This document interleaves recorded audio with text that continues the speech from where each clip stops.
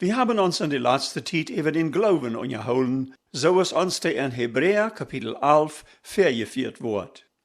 Jeder Beispiel, was die Schreiber uns jaft, wiest uns eine besondere Seite von was es meint, Gloowen zu haben. In den letzten 2 Predigten wären Abraham und seine Frau Sarah das Beispiel.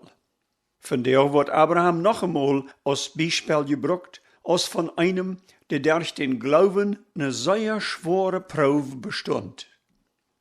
Wärst du allemal durch eine schwere Probe gegangen, sohnt aus der Tod von einem Kind oder dein Ehepartner, oder ein großes Unglück, wo du oder einer von deiner Familie verkrepelt wird? Ich kann mir vorstellen, dass so eine Proben einem den ganzen Mut zum Leben können wegnehmen. Das kann sein, dass du groß geworden bist, dass du eine unheilbare Krankheit hast, so als Kräft oder Harttrouble. Das zu weiten jaft dir vielleicht große Angst und innerliche Unruhe. Was kann einer in so einer Lehre tun? Einige Menschen, die kein wahres Verhältnis mit Jesus haben, verzehren in ihr Eilig und haben keine Lust, noch länger zu leben. Das braucht aber nicht so sein. Darüber, wo wir an unserer vandaagse Predigt hören, wann wir Abraham seine große Probe betrachten. Wir gehen dann nach unserem Text in Hebräer Kapitel 11. Da lese ich nu Vers 17 bis 19. Durch den Glauben opfert Abraham den Isaac, als hij op een Probe gestellt wordt. Hij, der die Versprechungen gekriegt hat, wie bereit, seinen einzigen Sohn zu opfern. Dabei wie ihm gesagt worden, dass seine Nachkommen durch Isaac kommen sollen. Hij verleiht sich darauf, dass Gott auch kon Todes abwaken. In bildlicher Rede krieg hij Isaac vom Tod terug. Dit ist eine von den bewegendsten Geschichten im Alten Testament. Und gerade diese Geschichte nimmt der Schreiber vom Hebräerbrief zum beweisen, dass der Glauben auch dort die wichtigste Rolle spielt. Erstens wird diese Geschichte uns wiesen, wo Abraham kurz am Anfang seine Probe mit Glauben begegnen deed. Zweitens wird wir sehen, wo der Glauben am Halb sich für die Probe reit zu merken, in der zu stehen. Drittens wird wir sehen, wo sein Glauben am Dorto bracht, en de Merd von seiner Probe, Gott seine wunderbare Antwort zu erleben. Dit wunderbare Beispiel von Abraham kann auch uns helfen, wenn wir große oder auch kleine Proben im Leben begegnen müssen. Diese Begebenheit von Abraham seine Probe fing wie in 1. Mose Kapitel 22 beschrieben. Ich lese nu Vers 1 und 2. Da sagt es, und das kam so rum, no diese Dinge, dat Gott Abraham briefen deed. Hij zei zu ihm, Abraham. En hij antwoord, hier zie ik.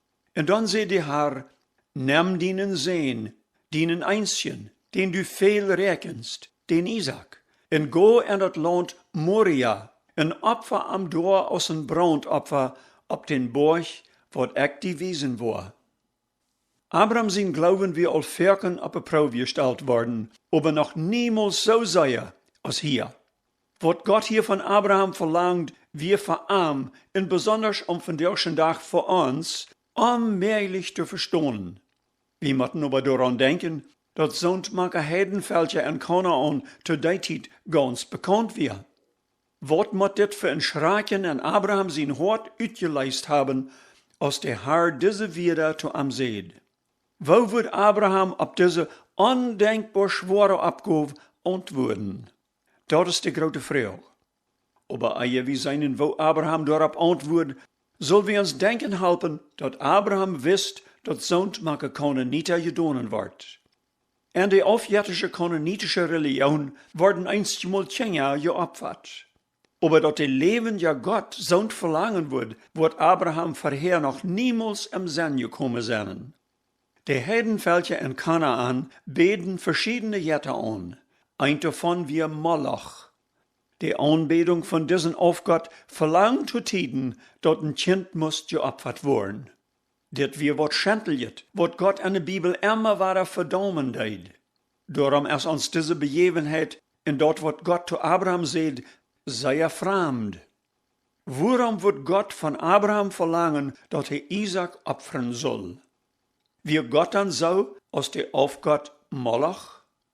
Niemals. Hier wir wat ganz anderes im Spiel. Dort wo wir dann Lothar seien.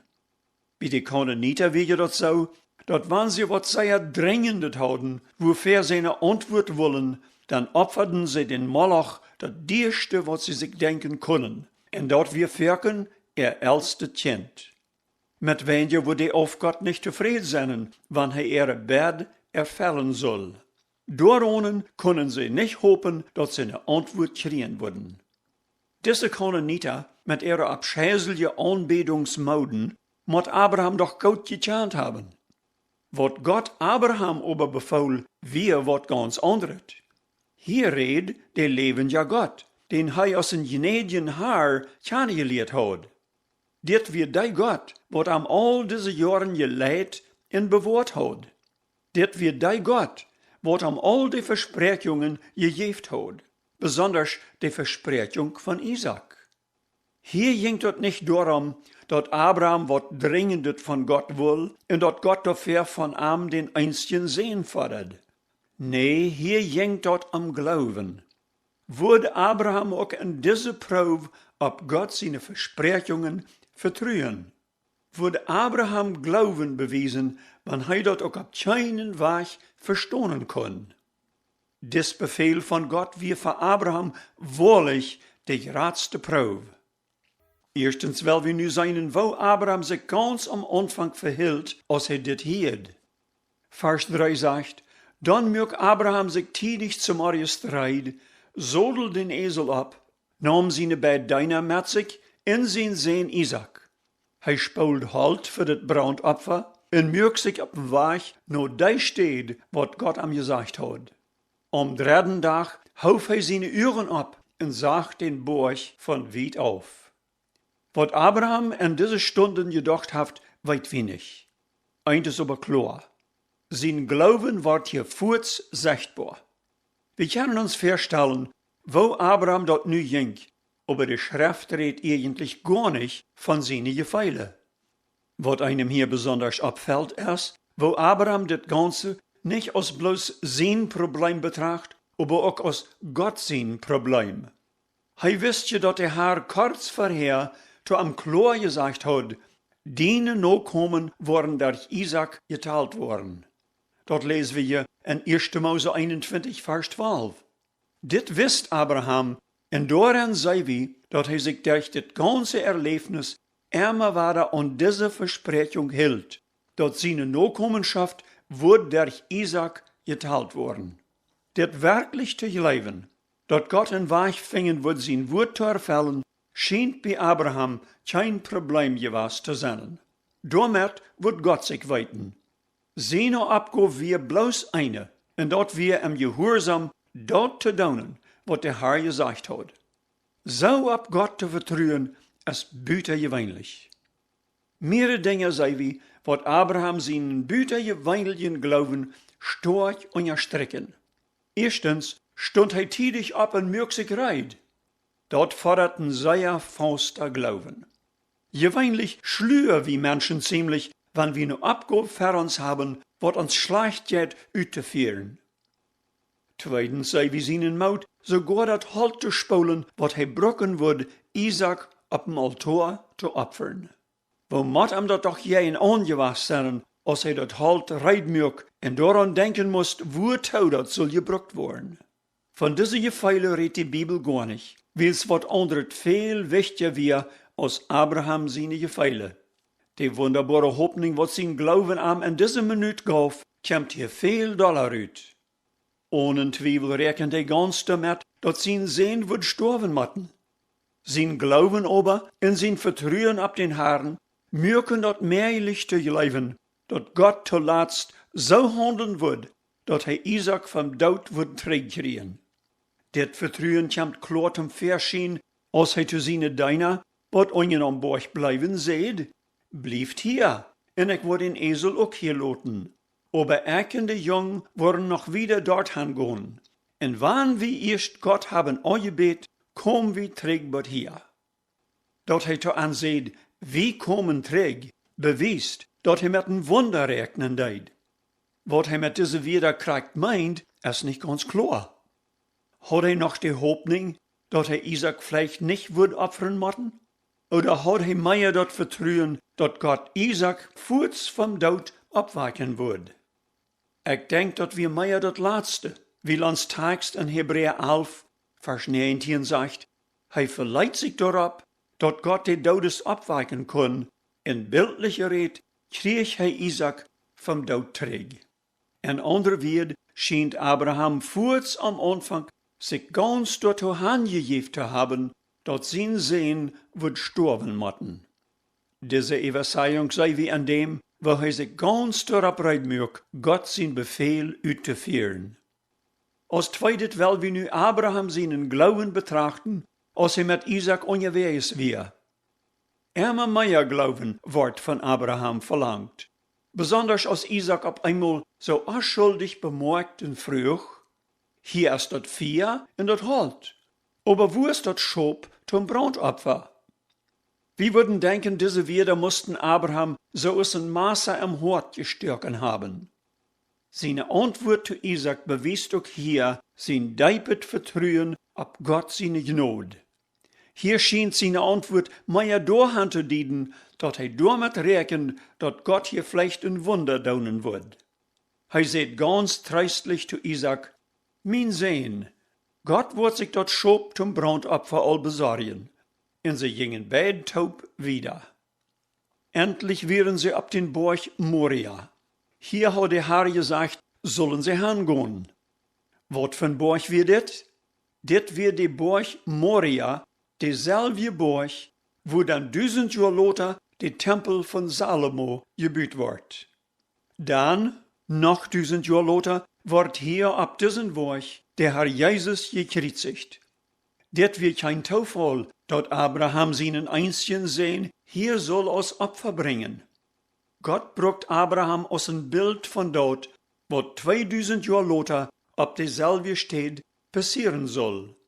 Hier, ab diesem Berg, wird Gott sein einziger Sohn, Jesus, aus ein Sündopfer für die Sünden für die ganze Welt, dem Tod heimgegeben worden. Nu kommt das ganz Schwanste.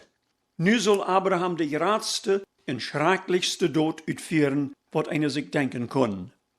Dann bericht die Schrift in Vers 9, dass Abraham da ein Altar büht und das Halt für das Brandopfer abflieht. Nu wird die schreckensvolle Stunde gekommen. Er bunk seinen Leiben Isaac und lädt ihm ab das Halt.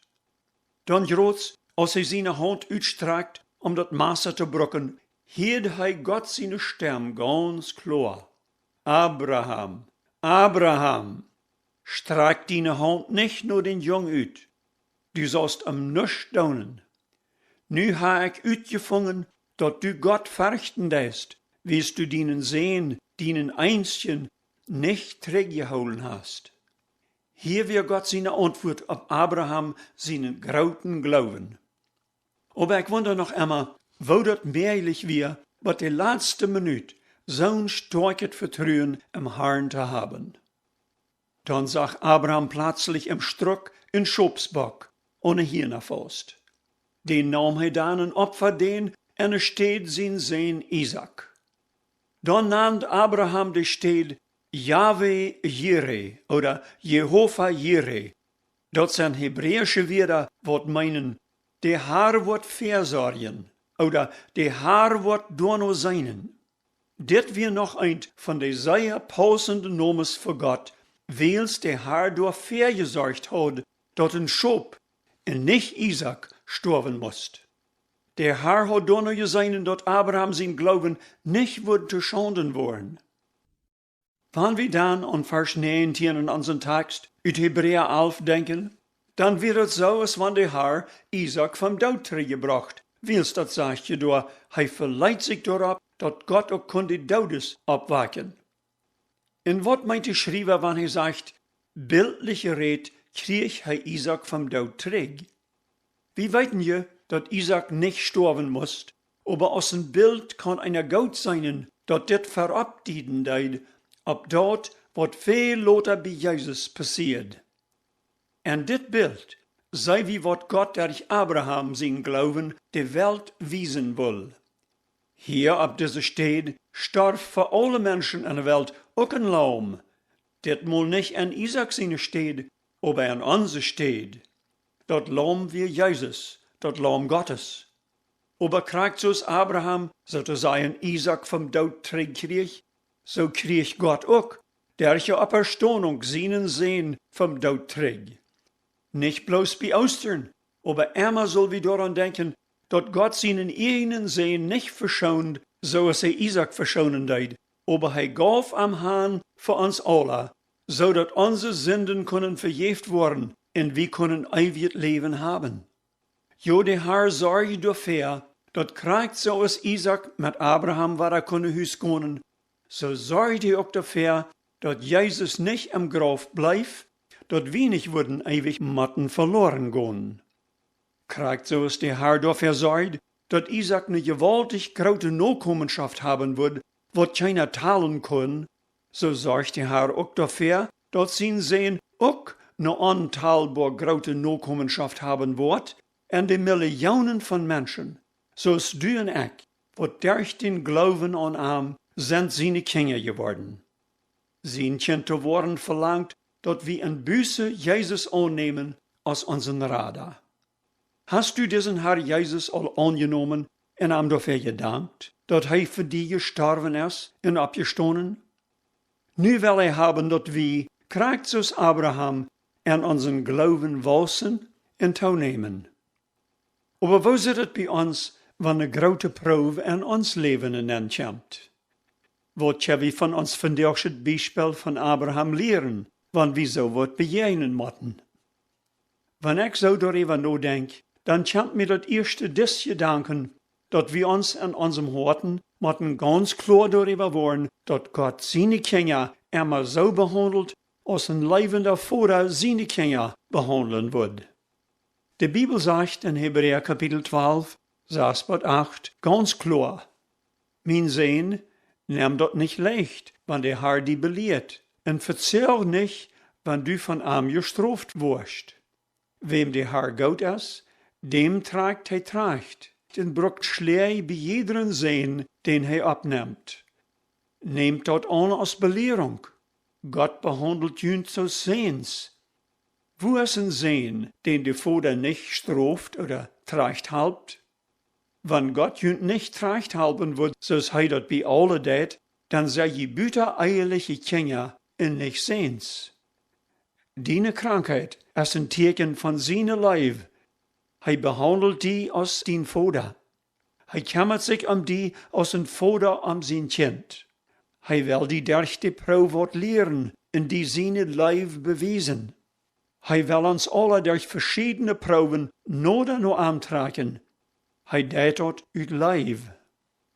Das Zweite, was mir in den Sinn kommt, ist, dass Abraham voll damit rechnet, dass der Herr mit diesem ganzen Trouble wird fertig werden. Wenn einer so denken kann, dann beweist einer Glauben und Vertrauen, dass Gott dit, was einem so schwierig ist, alles weit und dort ganz in seiner Hand haft. Und drittes, was ich hier in Abraham sein Beispiel sei, ist, dass er sich ganz den Herrn seinen Willen hangeeft. Er versucht nicht, ab irgendeinen Weg durch jeden zu kämpfen oder dort uit dem Stich zu gehen. Er wisst, was der Herr gesagt hat, und dort wie er willig durchzugehen. Damit soll wir nicht meinen, dass wenn wir krank sind, dass wir nicht sollen zum Doktor gehen oder proben davon gesund zu werden. Was auch recht ist, erst wenn wir meinen, dass Gott uns heilen muss. Einstmal hat er einen ganz anderen Plan für uns, als was wir wollen. Uns Glauben soll uns dahin bringen zu vertrauen, dass Gott sein Plan und sein Willen für uns am besten ist. Abraham gelebt dort, und Gott beweist sich als der, was versorgen deed. Er sagt doch nur, dass Abraham sein Glauben nicht zu schanden wird. Wenn du ihm in deinen Trouble auch vertrauen wirst, wird er den Vertrauen auch nicht loten zu schanden worden. Vielleicht wird er die nicht heilen, aber er wird die so wunderbar dicht bekommen, dass du Dollar aus Jäfer her morgen wirst, dass er bei die ist in die derch draagt, wat emmer komen wordt. Wirst du nu rots den vertrouwen, ganz op den Herrn zaten, krijgt zoals Abraham dat deed, als hij op een proef gesteld wordt. Wann du dat nog niet gedaan hast, dan mochtst du vielleicht dit gebed nog beten. Wel we ook beten. Lieve Herr Jezus, ik dank die dat du voor mij als Opfer gestorven bist. Ik dank die dat du al mijn zinden vergifst. Ik ga nu gerots durch een grote proef. Ik heb angst daarvoor. Want meerlijk mocht ik daarvan vrij zijn. Ik mocht door niet ondergaan. Ik zat nu groots mijn vertrouwen op die, dat du voor mij zorgen worst, dat du mij derg helpen worst, wat immer dat bedienen wordt. Ik dank die, dat du nog immer Jahwe Jere bist, de God wat verzorgen deed. Amen.